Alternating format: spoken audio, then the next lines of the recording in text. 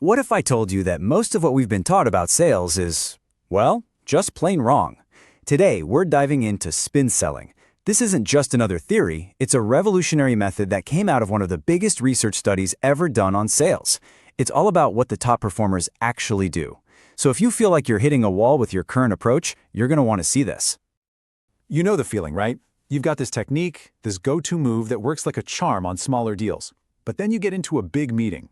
A major account is on the line, and it just completely bombs. That exact frustration, that's the entire reason spin selling even exists. So how did they figure this all out? By analyzing, get this, 35,000 sales calls. Just think about that for a second. The sheer volume of data, the patterns, the insights hidden in all those conversations. This isn't some guru's gut feeling. It's a blueprint for success built on a mountain of hard evidence. Let's get into what they discovered. Okay, so what is the #1 reason salespeople fail when the stakes are high? It really boils down to one simple, powerful idea. The very techniques that help you win small deals are the same ones that will make you lose the big ones.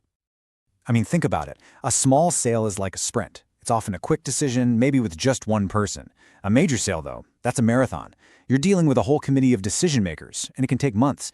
If you go in there with aggressive, high-pressure closing tactics, you're not just going to lose the deal. You're probably going to burn that bridge for good. And here's what's so fascinating. The research didn't just stumble upon a new method. No, it completely demolished some of the most sacred, long-held myths in the entire world of sales. Let's start with the biggest one of all, always be closing. ABC, right? Well, the data was crystal clear.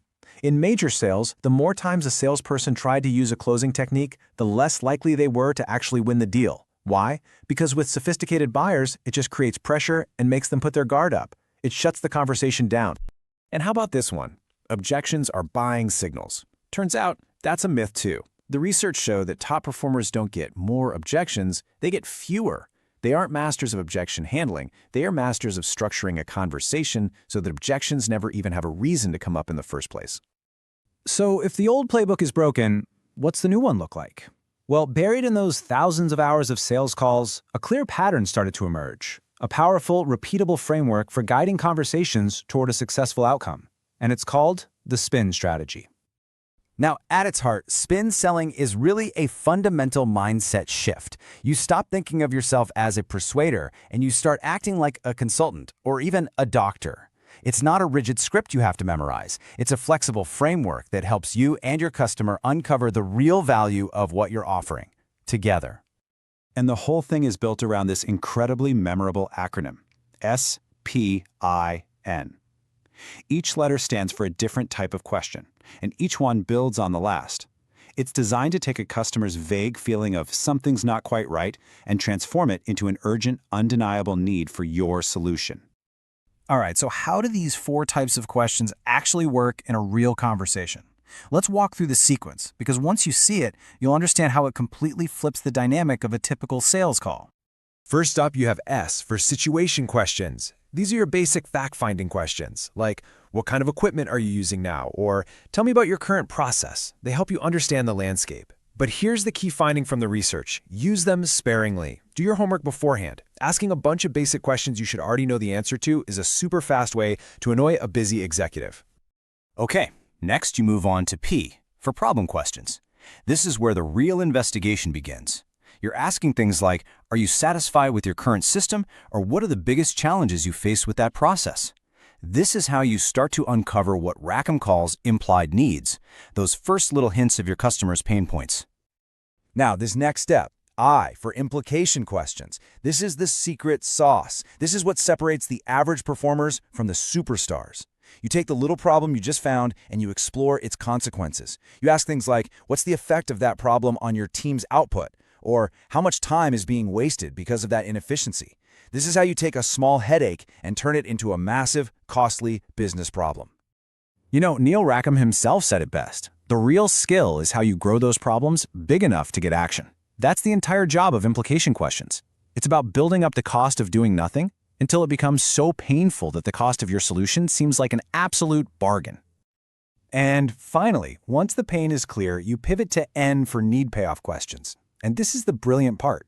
Instead of you launching into a pitch about how great your solution is, you get them to tell you the benefits. You ask, So what would it mean for your team if you could solve that problem? Or how would that help you achieve your goals? The customer literally starts selling themselves on the solution. It becomes their idea, and that's incredibly powerful. So you see the journey you're taking them on? The whole spin sequence is designed to move a customer from a vague, implied need to a very clear, explicit need.